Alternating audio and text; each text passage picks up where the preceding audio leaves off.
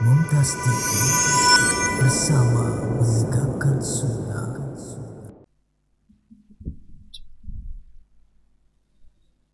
Bismillahirrahmanirrahim. Assalamualaikum warahmatullahi wabarakatuh. Alhamdulillahi wahdah. Assalatu wassalamu ala man la nabiyya ba'dah wa ala alihi wa sahbihi wa man ittaba'a hudah ila yaumil qiyamah. Amma ba'd. Para asatidz rahimani wa rahimakumullah, jamaah sekalian yang semoga senantiasa diberkahi oleh Allah Subhanahu wa taala. Ngaji itu sarana apa tujuan?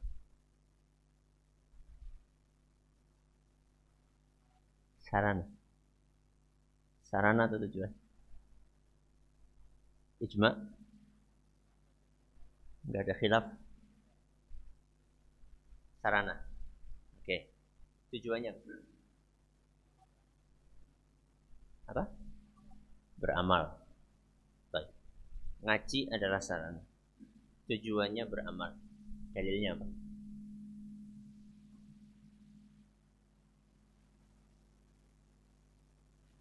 Dalilnya Al-Quran. Ya jelas Al-Quran. Surat apa maksudnya? Masya Allah. Salah satu dalil yang dibawakan oleh Imam Bukhari adalah firman Allah Azza wa Jalla dalam surat Muhammad. Surat Muhammad ayat 19. Surat apa? Muhammad. Ayat berapa? 19. Apa kata Allah Subhanahu wa taala? Fa'lam annahu la ilaha illallah wastaghfir lidzambik. Mana yang perlu kita garis bawahi? Pertama, fa'lam. Apa kata Allah? Fa'lam. Hendaklah kalian punya ilmu. Ketahuilah annahu la ilaha illallah. Apa ilmu yang perlu kita miliki? Ilmu tentang tauhid. La ilaha illallah. Tidak ada yang berhak disembah kecuali hanya Allah. Jadi Allah Subhanahu wa taala mengawali ayat ini dengan perintah untuk mencari ilmu. Fa'lam. Setelah Allah nyuruh kita untuk mencari ilmu, Allah Subhanahu wa taala lanjutkan firman-Nya, wastaghfir lidzambik. Beristighfarlah, mohon ampunlah kalian kepada Allah atas dosa-dosa yang pernah kalian kerjakan. Istighfar itu amal atau bukan? Amal. Jadi Allah mengawali ayat ini dengan perintah untuk ngaji, fa'lam, karena mencari ilmu adalah ngaji. Setelah itu Allah melanjutkan firman-Nya, wastaghfir, beramallah kalian, salah satunya istighfar. Bisa dipahami? Bisa dipahami? Ya, awan-awan, menden ngantuk, menden apa? Bisa dipahami? Alhamdulillah. Makanya apa kata Imam Bukhari? Setelah beliau membawakan ayat ini, sebelum beliau membawakan ayat ini, beliau mengatakan babul ilmi qabla al-qawli wal amal. Bab al-ilm qabla al-qawli wal amal. Bab pembahasan bahwa seseorang itu harus punya ilmu dulu sebelum dia beramal dan berucap. Sebelum melakukan sesuatu dan sebelum mengucapkan sesuatu, seseorang itu harus ilmu. Berarti ilmu itu adalah sarana untuk mencapai sebuah tujuan yang bernama amal. Berarti antum ngaji sekarang ini Sudah sampai apa belum? Sudah sampai atau belum? Loh, kan sudah sampai sini. Maksudnya sudah selesai apa belum? Belum loh, kita baru di awal loh. Belum selesai. Baru mulai kita nih. Ya. Oke. Orang mondok 6 tahun di Ibnu Taimiyah. Sudah tamat. Selesai atau enggak? Belum. Berarti ada kelas 7 gitu ya. Belum. Justru dia baru awal. Karena setelah berilmu dia harus beramal. Nah, ketika orang mengamalkan ilmunya, maka akan terjadi perubahan. Ketika orang mengamalkan ilmunya, akan terjadi perubahan. Perubahan dalam apa? Perubahan dalam dirinya. Makanya judul pengajian kita apa? Ngaji harus membawa perubahan. Jadi kalau kita hadir pengajian, atau kita mondok, atau kita baca kitab, setelah kita mondok, ngaji, baca kitab, itu harus ada perubahan dalam diri kita. Perubahan ada 2. Perubahan menjadi lebih baik, perubahan menjadi lebih buruk. Yang mana? Yang lebih baik. Masa tamat pesantren malah jadi jarang ngaji dengan alasan wis tahu. Ya. Tamat pesantren malah jadi jarang ngaji. Gimana sih? Ketika kita belajar ilmu agama, ngaji kita ini harus membawa perubahan dalam kehidupan kita. Perubahan menjadi yang lebih baik. Nomor 1 adalah perubahan hubungan kita dengan Allah Azza wa Jalla. Nomor 1, prioritas kita. Jadi kenapa kita ngaji kitab Tauhid? Supaya kita semakin dekat sama Allah. Supaya semakin kita nyaman ketika kita beribadah kepada Allah Subhanahu wa Ta'ala. Supaya kita semakin semangat membaca Al-Quran. Semakin menikmati sholat-sholat yang kita kerjakan. Itu tujuan kita belajar Tauhid. Jadi jangan sampai kita belajar Tauhid, malah semakin jarang baca Al-Quran, semakin jarang zikir. Bahkan zikir yang rutin pagi sore juga jarang diamalkan. Nah, terus buat apa kita ngaji? Habis sholat, Assalamualaikum, Assalamualaikum. Langsung update status. Loh, habis sholat kan tuntunan Rasul SAW apa? Zikir. Gak ada tuntunan Nabi SAW habis salam langsung update status. Gak ada. Ini kita nih ikhwan akhwat ngaji, itu harus begitu selesai ngaji, ada perubahan hubungan kita dengan Allah Subhanahu wa Ta'ala. Semakin dekat, semakin baik, semakin kenal kepada Allah, semakin takut untuk melanggar aturan-aturan Allah Azza wa Jalla. Semakin nurut kepada perintah-perintah Allah. Begitu baca ayat Al-Quran isinya perintah, baca hadis Nabi SAW isinya perintah, segera mengamalkan perintah-perintah tersebut. Enggak menunda-nunda. Itu ciri khasnya orang yang ngajinya membawa apa? Perubahan.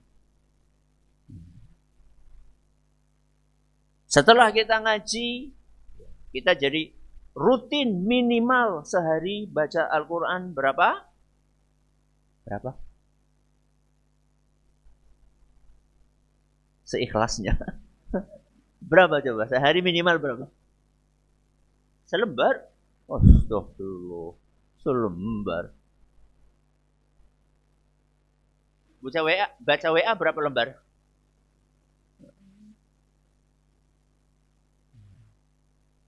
Al-Quran itu minimal sehari dibaca 1 juz. Minimal. Berapa? 1 juz. 1 juz itu berapa halaman? Kok 10? halaman. 20. Kalau lembar 10. Satu lembar kan isinya 2 halaman. Itu minimal. Apa kata Rasulullah SAW dalam Sahih Bukhari? Iqra'il Qur'ana fi syahrin. Iqra'il Qur'ana fi syahrin. Khatamkanlah Al-Quran sebulan sekali. Baca Al-Quran sehari sejuz banyak apa sedikit? Jujur aja, jujur lah. Banyak apa sedikit? Banyak. Abdullah ibnu Amr atau Abdullah ibnu Umar, saya lupa antara dua orang. Kalau nggak salah Abdullah bin Amr. Begitu mendapatkan wasiat dari Nabi SAW tadi, bacalah Al-Quran, khatamkan Al-Quran sebulan sekali. Apa kata beliau? Ya Rasulullah, inni utiku aktsara min dzalik. Wahai Rasul, kurang. Apa? Kurang. Nek nyong kali kula, nek nyong kali jenengan apa? Kakean. Maka apa kata Nabi SAW? Iqra'il Qur'ana fi 20. Ya sudah kalau begitu khatamkan 20 hari sekali. Apa jawaban Abdullah bin Amr? Kurang. Kata Rasulullah SAW, Iqra'il Qur'ana fi 15. Ya sudah kalau gitu 15 hari sekali. Berarti khatam sebulan berapa kali? 2 kali. Berarti sehari berapa juz? 2 juz. Apa kata Abdullah bin Amr? Kurang. Iqra'il Qur'ana fi 10. Ya sudah kalau kayak gitu khatamkan 10 hari sekali. Berarti sehari berapa? 3 juz. Apa kata beliau? Kurang. Iqra'il Qur'ana fi 7. Ya udah, seminggu sekali. Berarti berapa? 4 juz sehari. Apa kata beliau? Masih kurang. Ya sudah, 3 hari sekali, nggak boleh lebih dari itu. Berarti Abdullah bin Amr sehari baca Al-Quran 10 juz. 10 kali jenengan sehalaman be mbuh Qur'ane nang ngendi? Ya. Al-Quran itu adalah sosok yang akan sangat setia dengan kita. Dalam sebuah hadis yang masih diperselisihkan kesahihannya oleh para ulama, Al-Quran akan berkata kepada Allah Subhanahu wa ta'ala di hari kiamat, mana'tuhun nawma bil-laili fasyaffi'ni fihi. Wahai Rabbi, sesungguhnya aku itu siapa? Al-Quran. Wahai Rabbi, sesungguhnya aku berhasil untuk membuat orang ini mengurangi tidur di malam hari demi untuk membacaku. Ya 10 juz ya berarti harus mengurangi apa? Harus mengurangi tidur. Kalau tidurnya seperti sekarang, pas ngaji beturu.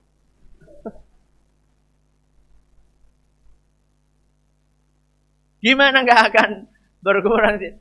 Karena dia 10 juz sehari yang mesti harus kurangi tidur. Maka Al-Quran pun lapor kepada Allah Subhanahu wa ta'ala. Aku telah berhasil membuat orang ini mengurangi tidurnya di malam hari demi membacaku. Fasyaffi'ni fihi. Wahai Rabbi, aku minta izin kepadamu agar bisa memberikan syafaat kepada orang. Gantian Al-Quran membela kita.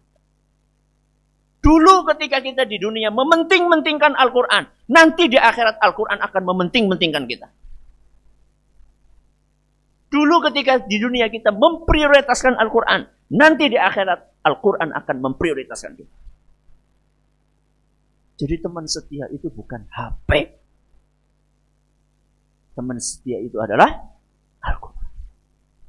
Gak ada hadis yang menyebutkan HP datang kepada Allah. Gak ada. Tapi kan maca Quran Ustaz nganggo HP. Ya, tapi kan kapan boleh maca? Ya. Maksudnya kapan? Dari sekian aplikasi. Kan HP-nya kan banyak aplikasi itu ya. Ya.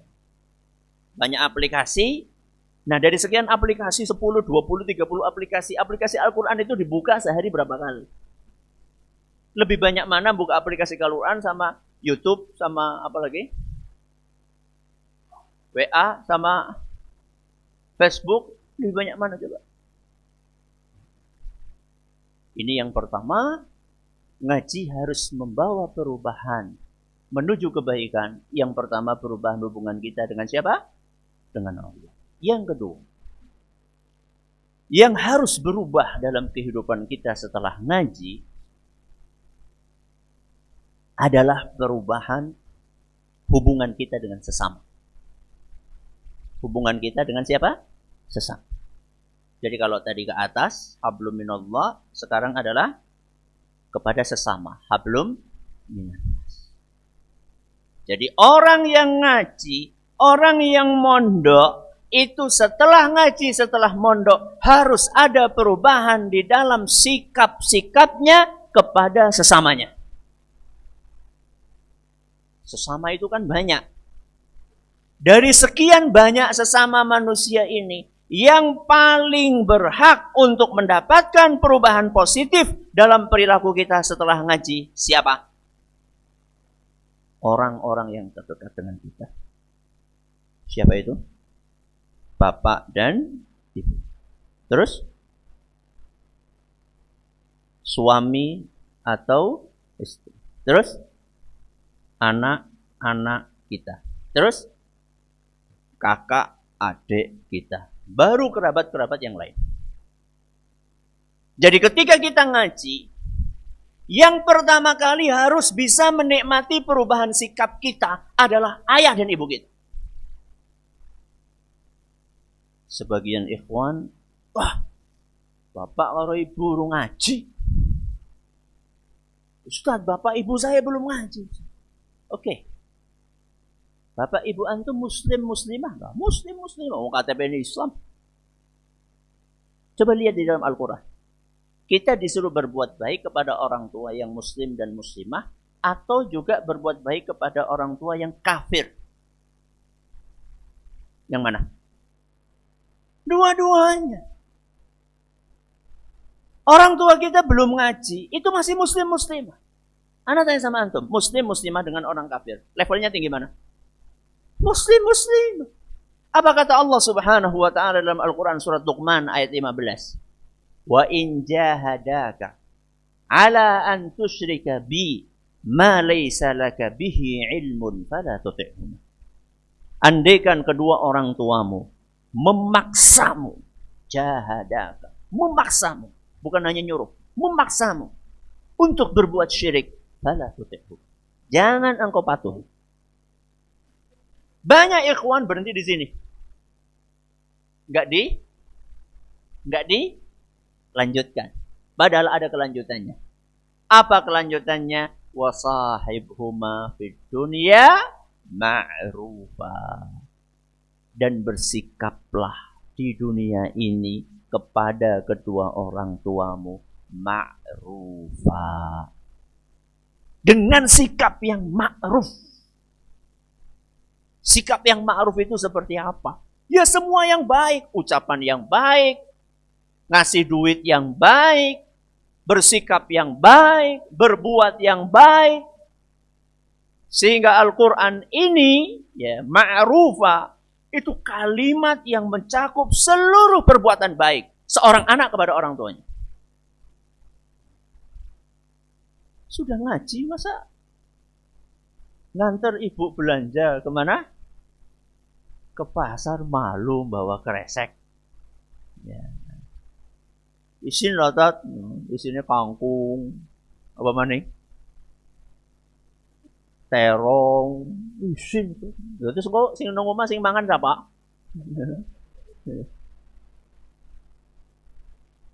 Ustaz malu, Ustaz masa keren-keren kayak gini masa pakai apa? Bawaannya apa? Kresek. Ya udah bawa ransel gitu, bawa koper ya enggak apa-apa lah. Kayak gitu kok malu sih? Ya. Orang tua kita ini yang pertama kali berhak untuk mendapatkan perbuatan baik kita. Banyak orang tua yang nggak mau ngaji justru karena anaknya yang sudah ngaji. Melihat anaknya ini setelah ngaji malah tambah nggak sopan. Dulu sebelum ngaji basah. Nun sewu Pak. Panjenengan. Sekarang sama bapaknya, Pak, antum siapa leh?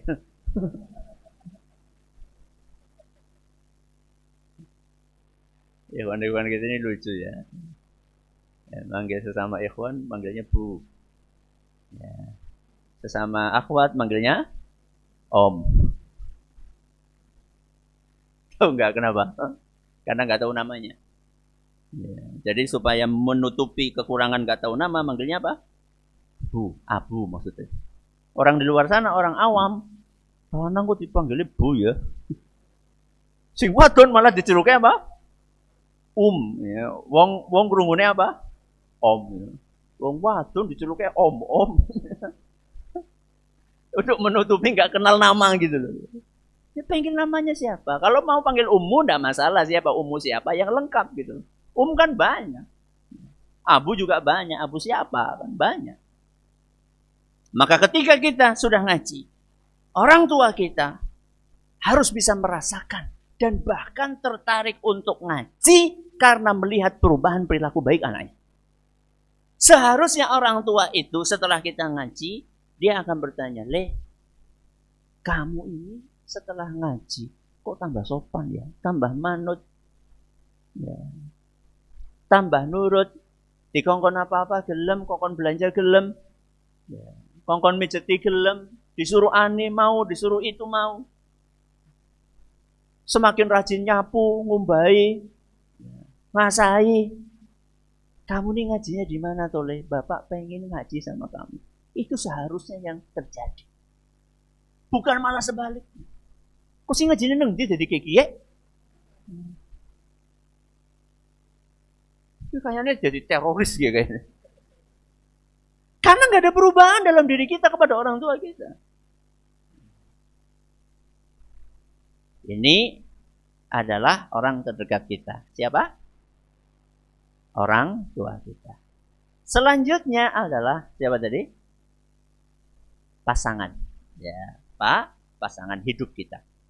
Suami dan istri. Jadi ikhwan ketika setelah ngaji itu seharusnya semakin sayang kepada istri. Bukan malah sebaliknya setiap pulang aja macam-macam kotak poligami loh. Jadi setiap hari yang ada adalah ancaman. Ancaman apa? Poligami.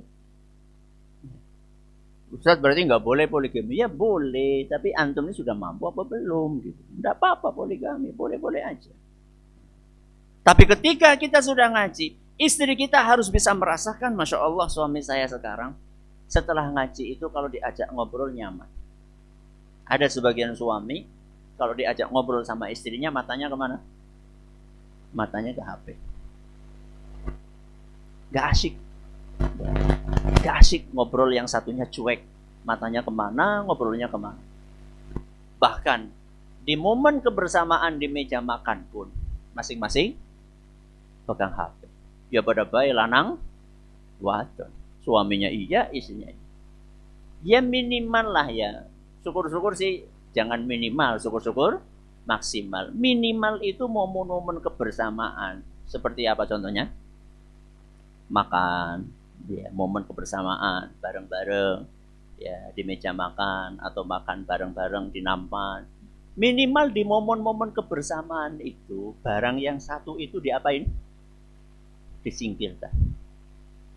Supaya kita ini akrab, supaya kita ini nyaman, supaya kita ini dekat dengan keluarga kita, dengan istri kita, dengan suami kita. Singkirkan dulu HP itu. Sepenting apa WA yang pengen kita buka, sepenting apa ya, Facebook yang pengen kita buka, sepenting apa sih? Emang nanti kalau kita meninggal dunia, yang akan mendoakan kita, yang akan menziarahi kubur kita, siapa? Teman grup WA. Siapa? Istri kita, suami kita, anak-anak kita. Bukan teman-teman kita. Begitu kita meninggal dunia, teman-teman di WA pada mengucapkan apa? Innalillahi. Itu pun copy paste gitu. Di rumah, ya antara suami dengan istri, kapan boleh kita pakai HP, kapan kita nggak boleh pakai HP. Contoh misalnya, anak bikin aturan nih, anak kasih contoh. Anak bikin aturan sama istri anak. Pokoknya siang-siang waktunya apa? Tidur. Malam-malam waktunya tidur. Tidak boleh ada HP di kamar. Sepakat. Ya anak praktek, istri juga praktek, sama. Pokoknya habis isya, ya segera keluarkan HP dari kamar sehingga kita bisa tidur istirahat dengan maksimal. Coba sekarang sebagian rumah tangga, Masya Allah, mukanya bercahaya di malam hari. Nur! Bukan karena nurul Quran, tapi karena nur al-jawal. Yang satu menghadap ke selatan, yang satu menghadap ke utara, masing-masing pegang HP sendiri-sendiri. Ya Allah, dingin. Ini rumah tangga apa ini? Kayak gini udah ngaji. Ya. Mending kalau yang ditonton kajian misalnya. Yang ditonton hal-hal yang tidak baik. Ikhwan main game, jenggotnya dawa game. Dan orang matching. Ya. Sadaran main apa? Game. Orang matching, orang cocok. Berarti dicukur Ustaz ben cocok ya. Yura. Bukan seperti itu juga. Ya. Jadi kita berusaha dong antara penampilan kita yang nyunnah dengan perilaku kita ini sinkron. Jadi jangan sampai perilaku kita bertolak belakang dengan penampilan kita. Pakai jubah bagus, pakai peci putih bagus, pakai jilbab besar, pakai cadar bagus. Tapi yang perlu selain mengubah penampilan adalah mengubah perilaku. Anak tanya sama antum, lebih gampang mana? Mengubah perilaku atau penampilan? Ya Allah, penampilan itu gampang banget diubah. Surga di tuku apa? Kelambi. Mudah banget mengubah. Yang berat itu mengubah perilaku. Yang lebih berat lagi adalah mengubah suasana hati kita dari tidak ikhlas menjadi ikhlas, dari tidak khusyuk menjadi khusyuk. Ini lebih berat lagi. Ini adalah kepada siapa? Kepada pasangan suami istri. Baik. Terus siapa lagi tadi? Kepada anak-anak kita. Kepada anak-anak kita. Bapak dan ibu yang ideal, abi dan umi yang ideal, itu adalah yang kalau datang ke rumah, orang-orang yang ada di rumah itu senang. Yang kalau kita pergi dari rumah, orang yang di rumah itu sedih. Sekarang saya tanya sama jenengan. Jenengan kalau pulang ke rumah, ditunggoni sama anak jenengan apa enggak? Nek jenengan keluar rumah, putra putri jenengan nangis apa alhamdulillah? Ya, loro-loro nih. Kalau jenengan itu pergi, ditunggu-tunggu kepulangannya atau tidak? Iya Ustaz, ditunggu-tunggu oleh-oleh. Rasulullah Shallallahu Alaihi Wasallam kasih contoh kepada kita. Bagaimana anak-anak di zaman beliau, cucu-cucu beliau, keponakan-keponakan beliau. Itu saat Rasul SAW bepergian, mereka nunggu kedatangan beliau.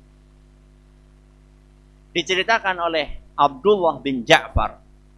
Siapa? Abdullah bin Ja'far. Anaknya siapa? Anaknya Ja'far bin Abi Thalib. Abdullah bin Ja'far dalam hadis riwayat Muslim beliau bercerita, "Kana Rasulullah sallallahu alaihi wasallam idza qadima min safarin tuluqiya bi sibyani ahli baiti." Rasulullah Shallallahu Alaihi Wasallam kalau pulang dari safar, maka anak-anak kecil dari keluarga beliau pergi datang menyambut kedatangan beliau. Nunggu bukan di depan rumah, nunggu di pintu kota. Saking sukanya mereka dengan kedatangan Rasulullah. Jadi bukan hanya nunggu di dalam rumah, tapi nunggu di mana? Di gerbang kota. Nunggu nih mereka di sana. Ada berita, oh Rasul hari ini pulang. Ya, jamnya kan belum pasti kan? Gak seperti sekarang kan. Mana sampai insya Allah jam 12. Dulu kan cuma kabar gitu aja. Akan pulang. Berarti kan nunggunya bisa apa? Bisa berjam-jam nunggunya. Karena gak pasti beritanya. Qala. Kemudian Abdullah bin Ja'far bercerita. Wa innahu qadima min safarin fasubiqa bi ilaihi. Pada suatu saat, Rasulullah SAW pulang dari safar. Dan ternyata aku, kata siapa? Abdullah bin Ja'far adalah anak yang pertama kali menyambut beliau. Jadi Melayunya paling apa? Paling banyak. Begitu melihat aku. Ya, Rasulullah SAW melihat Abdullah bin Ja'far. Hamalani baina yadayhi. Langsung beliau Sallallahu Alaihi Wasallam mengambil aku, kemudian ditumpangkan di atas tunggangan beliau di bagian depan. Entah pakai kuda, entah pakai onta, entah pakai entah pakai keledai, entah pakai bigol, pokoknya ditumpangkan di bagian depan. Tsumma ji'a bi ahad ibnai Fatimah. Enggak lama kemudian datang salah satu dari anaknya Fatimah. Kalau enggak Hasan ya Husain. Fa'ardafahu khalfahu. Maka Nabi SAW pun junjung Hasan atau Husain, diboncengkan di bagian belakang. Fa'udkhilnal Madinah salasatun ala dabbah. Maka kami masuk ke kota Madinah di atas tunggangan beliau, di depannya Abdullah bin Ja'far, di belakangnya siapa? Hasan atau Husain. Lihat kehangatan hubungan Rasulullah SAW dengan anak-anak. Apa kita sudah seperti itu sama anak-anak kita setelah ngaji? Apa hubungan kita dengan anak-anak kita semakin hangat? Apa kita biasa gendong anak kita? Kalau kita ngelihat anak kita, apa kita sambut anak kita? Rasulullah SAW itu sama Hasan dan Husain. Kalau ketemu di jalan, sama Rasulullah SAW dicandai. Hasan ke sana, Nabi ke sini, Nabi di sini. Lari Nabi SAW, sana lari sini. Padahal banyak sahabat. Wah, Rasul, gengsi loh.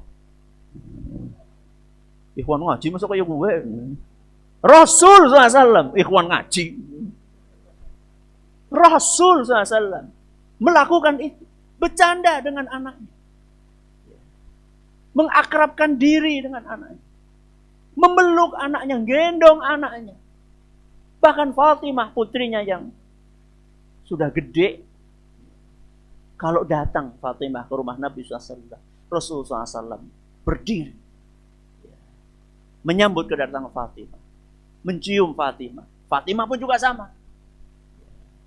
Ketika Rasulullah SAW datang, berdiri menyambut Rasulullah SAW, kemudian mencium Rasulullah SAW, dan Rasul mempersilahkan Fatimah duduk di samping beliau. Itulah keakraban Rasul dengan anak-anak. Bagaimana kita dengan anak-anak kita? Anakku kadung Ustaz, wis nang pondok Ustaz. Anak saya sudah terlanjur di pondok Ustaz. Oke. Kalaupun siapa yang anaknya di pondok, angkat tangan. Angkat tangan. Anaknya di pondok. Jadi temen gitu. Hah? Cuma segini aja, yang lain nggak angkat tangan, berarti anaknya nggak di pondok ya? Nggak. Oke. Wis lulus. Alhamdulillah. Baik. Yang anaknya sudah lulus dari pondok. Aduh. Saya tanya kepada jenengan, yang anaknya sedang di pondok atau anaknya sudah tamat dari pondok? Siapa dari antara jenengan yang rutin nulis surat untuk anaknya? Angkat tangan. Cung. 1. Siji dok. Til. Bangetan jenengan. ada HP. Beda, Pak.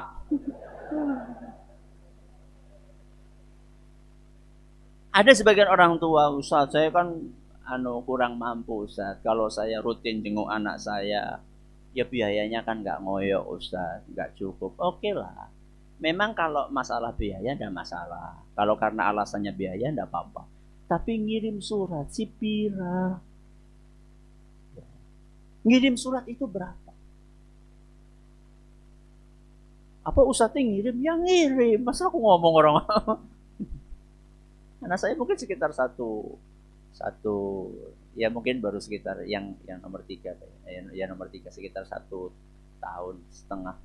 Itu sampai sekarang sudah 17 surat mungkin tak kirim. Dan tak simpen, ada file. Yang nulisnya kan pakai komputer ya, di file surat untuk Abdurrahman 1, 2, 3, surat untuk Ukasha 1, 2, 3, surat untuk Anjasha 1, 2, 3. Tersimpan rapi. Isinya apa? Nasihat. Nyontoh siapa Ustaz? Nyontoh Ramaninyong. Dulu bapak saya ketika saya masih mondok, itu rutin ngirim surat. Ketika beliau menjelang wafatnya, seluruh surat yang pernah beliau kirim dan seluruh surat yang pernah saya kirim ke beliau dijilid semua. Tebalnya segini. Sampai sekarang masih ada. Jadi aku bisa jeleng tulisanku mbien kayak apa? Isinya apa?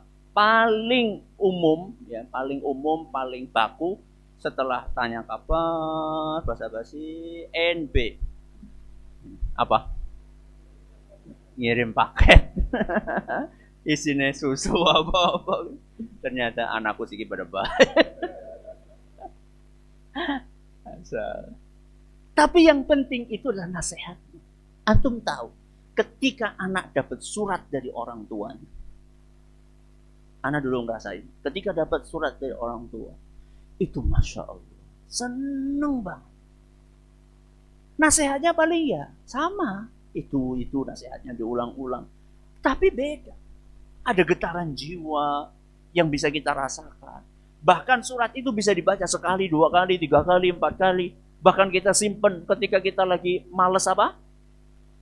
Males belajar, kita buka surat itu lagi, kita baca lagi, semangat lagi. Penting, itulah bentuk tanggung jawab kita dalam mendidik anak kita walaupun sudah di pondok.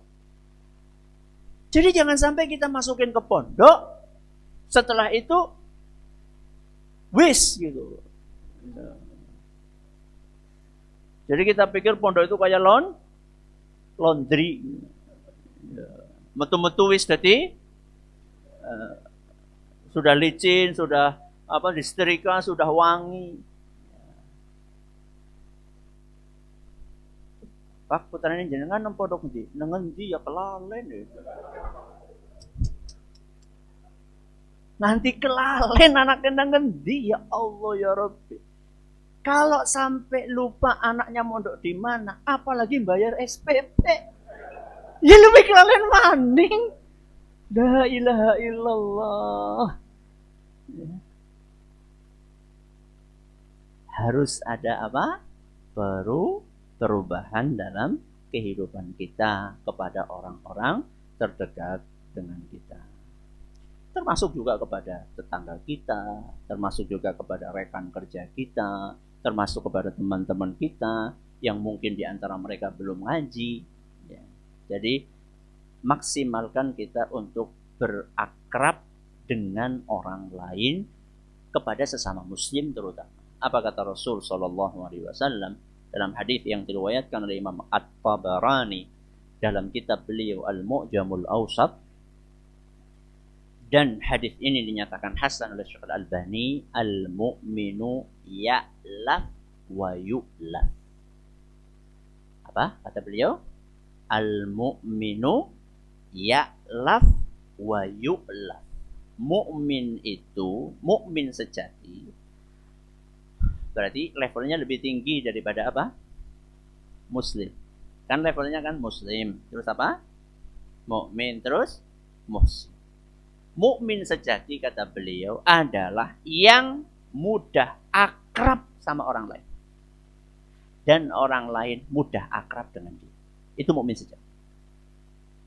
Jadi mukmin sejati orang sing besengut, Bukan. Jadi ada sebagian orang memahami semakin kokoh manhajnya, semakin apa? Semakin serem mukanya. Salah. Gue kangen gue. Rasul SAW mengatakan, al-mu'minu ya'laf wa yu'laf. Mukmin sejati itu mudah akrab dengan orang. Jadi orang lain itu kalau duduk sama kita itu nyaman. Bukan malah menghindari. Mukmin sejati itu kalau orang lain duduk sama kita, ya, itu akrab, seneng, betah. Kalau mukmin yang nggak sejati, orang lain mau dekat-dekat dengan kita apa? Males. Kenapa? Paling ngutang. Atau ngomongnya kasar, ya. Ngomongin si A, si B, si C,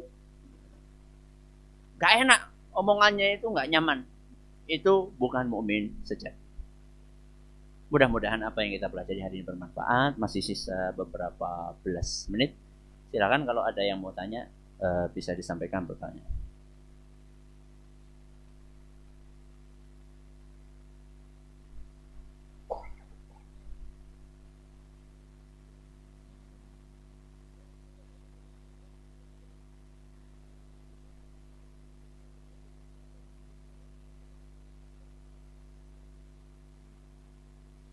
Apakah tidak boleh amar ma'ruf nahi mungkar dalam masalah khilafiyah gitu? Termasuk ke anak. Para ulama membedakan antara khilafiyah dengan ijtihadiyah. Tidak setiap khilafiyah itu ijtihadiyah. Ya. Kalau yang dimaksud adalah ijtihadiyah. Ijtihadiyah itu adalah perselisihan pendapat di antara para ulama yang masing-masing punya dalil yang kuat. Atau perselisihan di antara para ulama yang tidak ada dalil yang tegas. Itu adalah ijtihadiyah. Sebuah masalah yang tidak ada dalil yang tegas, nggak ada yang sharih dalam masalahnya. Itu adalah masalah ijtihadiyah. Kalau yang dimaksud dengan pertanyaan itu adalah masalah ijtihadiyah, maka betul kita nggak boleh keras-keras. Ya. Karena masing-masing punya apa? Punya argumen. Ya, masing-masing punya argumen yang kuat untuk mendukung pendapat yang mereka anut. Ya. Tapi kalau khilafiyah itu nggak mesti. Nggak mesti khilafiyah itu masuk dalam kategori ijtihadiyah. Ada khilafiyah yang dianggap khilafiyah padahal ijma'iyah. Ada sebagian orang itu terlalu meluaskan makna apa? Khilafiyah. Sehingga dalam tauhid pun apa? Bukan khilafiyah. Jadi bedakan antara khilafiyah dengan ijtihadiyah. Kalau anak melakukan sesuatu, ya apakah boleh menurut kita keliru, apakah boleh kita ingkari? Ya tanya dulu. Jangan-jangan anak kita sudah mempelajari lebih daripada kita. Misalnya kita nggak mondok, anak kita mondok misalnya. Ternyata anak kita punya tambahan ilmu yang kita belum tahu. Ya kita tanya dulu. Sebelum kita ingkari, kita tanya dulu. Ya. Sebelum kita ingkari, kita hadisnya Qobi. Ada hadisnya kok. Padahal sebenarnya iya betul ada hadisnya. Ada hadisnya betul. Tapi Rasulullah SAW minum berdiri itu saat itu dalam momen apa? Kok kemudian momen A digeneralisir kepada semua momen? Berarti kan nggak pas. Ya, berarti ada syubhat. Maka perlu kita luruskan. Atau anak kita misalnya pulang-pulang kok isbal. Itu kan menurut sebagian ulama makruh, nggak apa, nggak haram. Betul, memang ada pendapat ulama seperti itu dan pendapatnya cukup kuat. Tapi pendapat yang mengatakan haram lebih kuat lagi. Hadisnya lebih gamblang, lebih sharih, lebih tegas, ya lebih terang. Ya kita nasihati. Ya. Nah amannya yang mana coba? Kalau yang kayak gini, insya Allah selamat. Kalau yang ini ada kemungkinan tidak selamat. Milih yang mana? Ya milih yang jelas-jelas insya Allah apa? Selamat. Jadi anak-anak yang baru mondok itu biasanya pulang-pulang itu punya apa?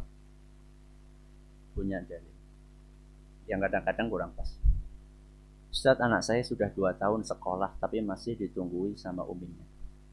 Terus kenapa? SD apa TK apa SMP? Ya, enggak tahu ini.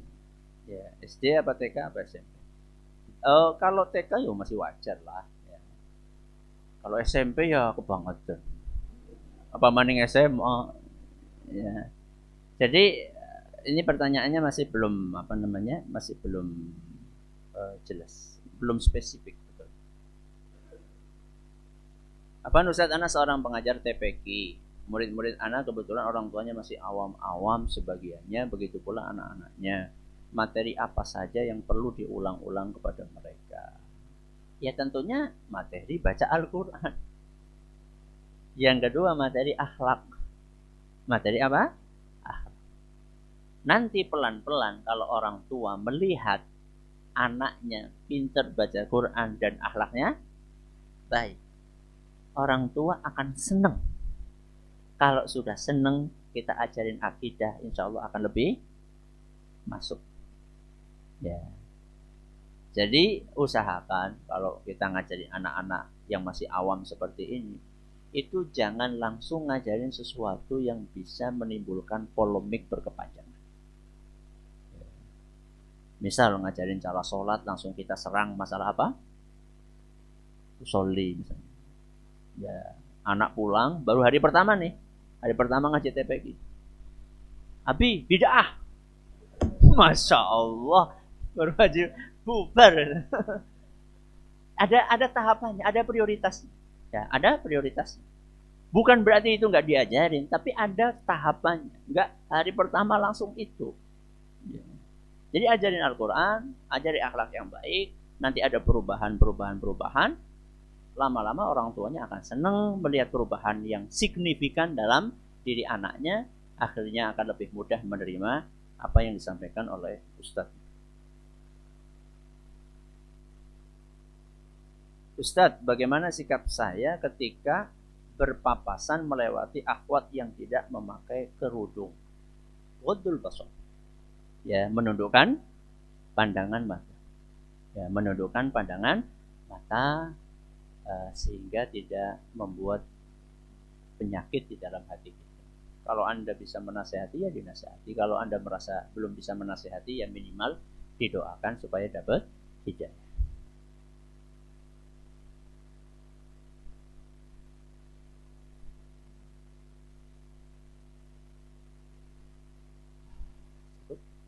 Ada lagi?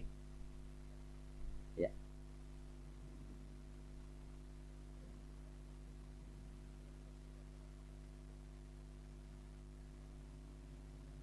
Sebentar, ini dulu. Bentar.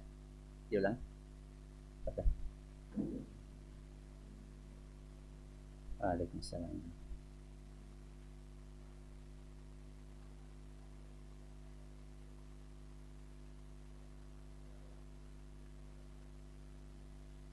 Sangat masuk.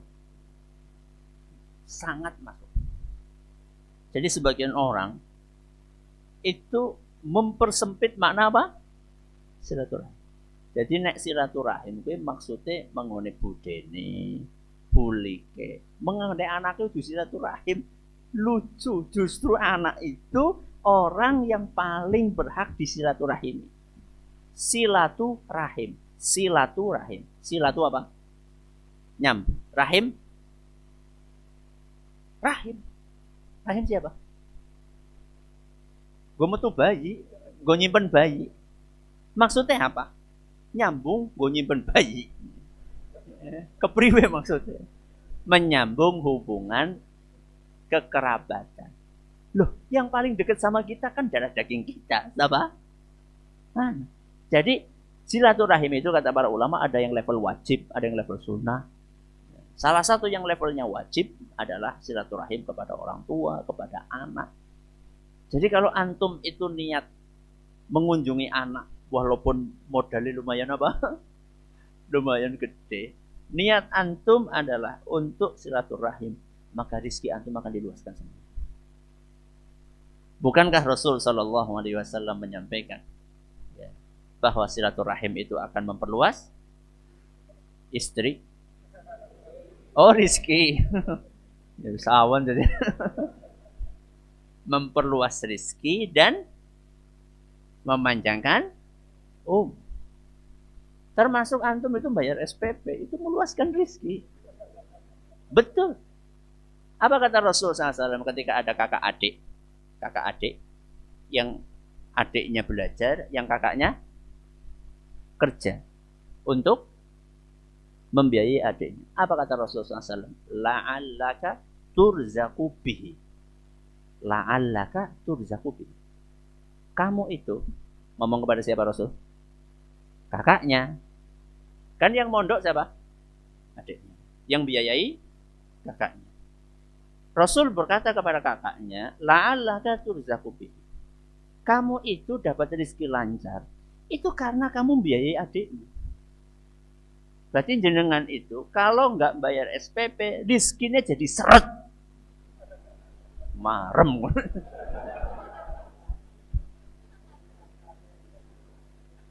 Berarti ben lancar nggak bre? Bayar. Itu kata Rasulullah SAW. Beliau yang menyampaikan itu. Membiayai orang belajar ilmu agama. Itu akan menarik rezeki Allah subhanahu wa ta'ala. Ya. Begitu pula silaturahim. Begitu pula silaturahim. Tapi ya tentunya masing-masing orang kan punya punya kemampuan yang beda-beda. Ada yang bisa sebulan sekali, ada yang bisa 2 bulan sekali, ada yang bisanya 3 bulan sekali, ya sesuai dengan kemampuan lah, ya sesuai dengan kemampuan. Cukup nggih? Sudah jam 1:30, mudah-mudahan. Oh nggih, monggo silakan. Tadi yang di belakang ya, yang di sana dulu. Nggih, monggo silakan. Waalaikumsalam. Apa?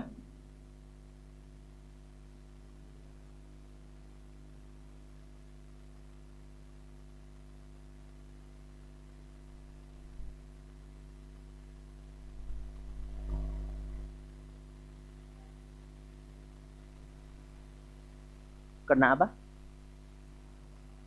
Fitnah agama. Ya. Doanya adalah yang kita baca setiap pagi dan sore. Allahumma inni as'alukal afwa wal afiyata fid dunya wal akhirah. Terus Allahumma inni as'alukal afwa wal afiyata fi dini. Nomor 1 dini, agamaku. Terus wa dunyaya, duniaku. Terus wa ahli, keluargaku. Wa ma li, hartaku. Jadi kita itu setiap sore dan pagi itu minta afiat. Afiat itu artinya apa? Keselamatan. Keselamatan dalam agama yang nggak terpapar pemikiran radikal, nggak terpapar bid'ah, nggak terpapar syubhat, nggak lemah iman. Itu adalah afiyah fidini dalam agama. Jadi itu dibaca rutin. Yang kedua, tentunya kalau di internet itu kita nggak semuanya bisa kita jadikan rujukan. Ya karena semua yang baik, yang buruk ada di internet. Maka cara yang paling mudah salah satunya adalah dengan nengeri. Apa nengeri? Niteni, ya pada boy. Bahasa Indonesianya. Menandai situs-situs web-web agama yang memang sudah selektif. Yang sudah selektif. Yaitu web-web situs-situs yang dikelola oleh ustaz-ustaz kita. Ya, banyak itu konsultasi syariah.com, kemudian apa? Muslim.or.id, kemudian Al-Manhaj atau apa gitu. Rumaiswa.com, banyak. Walaupun sekarang ini karena ada pihak-pihak yang berupaya untuk menjatuhkan web-web tersebut, sehingga yang keluar itu kalau kita masuk nyari masalah agama itu dari yang nggak jelas webnya. Nah, maka perlu kita masukkan misalnya nyari hukum apa, tambahi konsultasi syariah.com. Jadi kita langsung spesifik atau lewat Ufit ya, mesin apa? Mesin pencari. Jadi bukan lewat Google. Jadi kita mesin pencarinya masuk lewat Ufit apa? Ufit.com. Jadi langsung ufit.com. Jadi kita langsung sudah diapain? Sudah disortir sudah. Itu lebih gampang lagi. Ya, nggak perlu takut-takut. Ya. Insya Allah lebih aman. Monggo. Waalaikumsalam.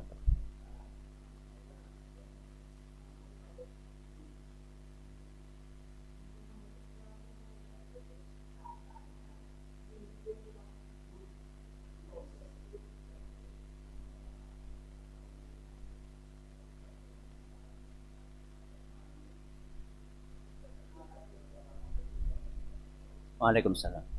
Ini pertanyaan real, ya. Pertanyaan apa? Real. Satu, caranya satu.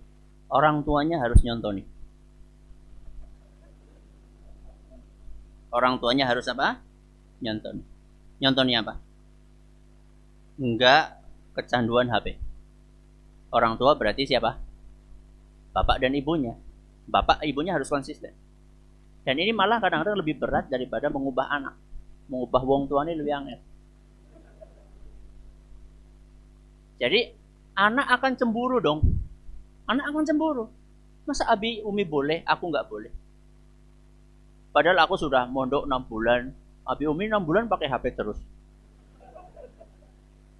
Jadi harus dimulai dari kita sebagai orang tua. Satu. Yang kedua. Apa yang pertama? Orang tuanya harus konsisten juga membatasi pemakaian HP. Yang kedua. Anak ini harus dikasih alternatif kegiatan. Harus dikasih alternatif kegiatan. Karena anak kita ini punya energi yang berlebih.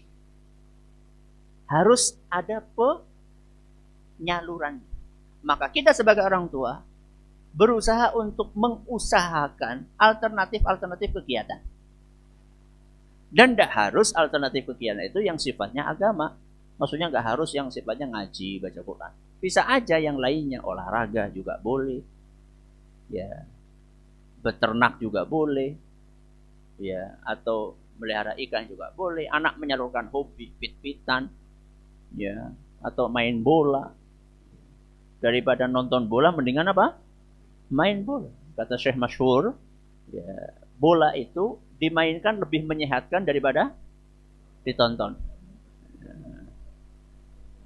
Main bola itu lebih menyehatkan apa? Dimainkan daripada ditonton. Kata Syekh Masyhur hafizahullah. Ini yang kedua. Jadi kita harus menyediakan apa? Alternatif. Yang ketiga, kita juga nggak bijak kalau melarang sama sekali. Nggak bijak. Karena kita sendiri juga pakai HP. Maka yang ada adalah pembatasan. Yang ada adalah pembatasan. Bagaimana cara membatasi? Anak berbagi pengalaman ya.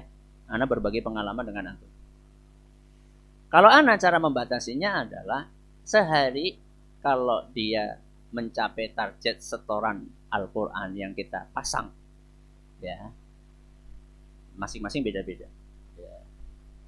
Kalau sekarang ini anak kasih target, pokoknya selama liburan sehari kalau menghafal 1 halaman, nambah hafalan baru 1 halaman, kamu boleh nonton, boleh pegang HP setengah jam. Abi aku pengen 1 jam, berarti setorannya 2 halaman. Kalau nggak setoran, nggak ada jatah nonton, nggak ada jatah pegang HP. Anak-anak sudah paham. Anak-anak sudah paham. Jadi kalau pulang ke rumah, kok nggak setoran, ya nggak minta HP. Karena sudah tahu, minta nggak dikasih. Si kejam banget Ustaz. Ya ora. Nangis ora apa-apa. Ora mati ora.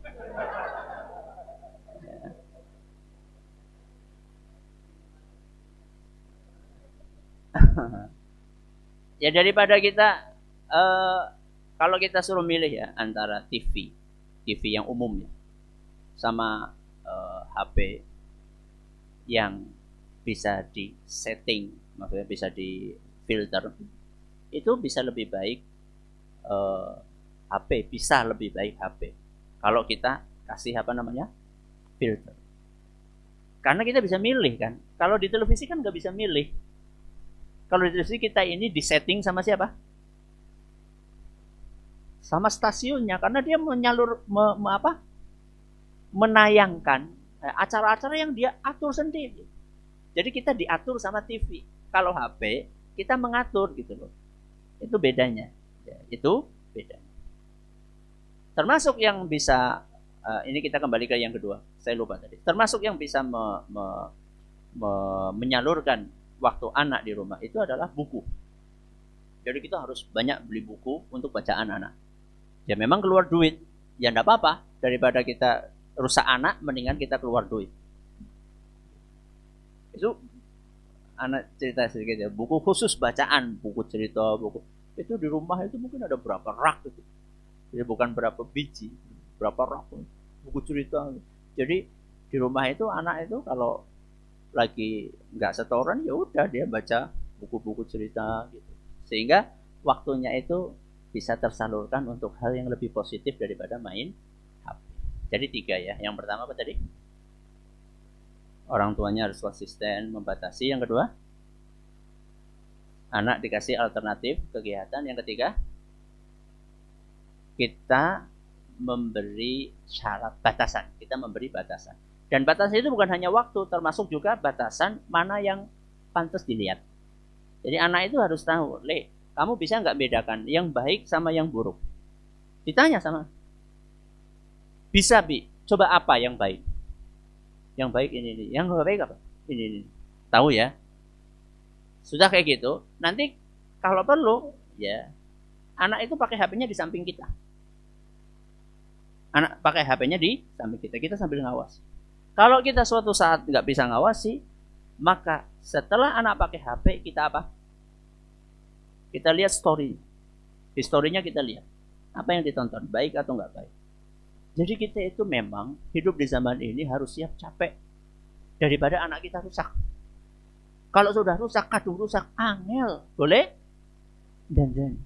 Maka lebih baik capek di awal. Jangankan anak itu kan urung pepek. Apa nih? Akalnya kan belum sempurna anak itu. Yang dewasa kita ini akalnya sudah lebih pepek. Kita saja kadang-kadang rusak gara-gara apa? Apalagi anak sing urung pepek. Sing pepek bisa rusak gitu loh. Bisa dipahami? Hah? Enggak lah. Yesus beda lagi. Subhanakallahumma bihamdika asyhadu an la ilaha illa anta astaghfiruka wa atubu ilaik. Mudah-mudahan apa yang kita pelajari bermanfaat bagi kita semuanya. Terima kasih atas perhatiannya, untuk segala kekurangannya. Assalamualaikum warahmatullahi wabarakatuh.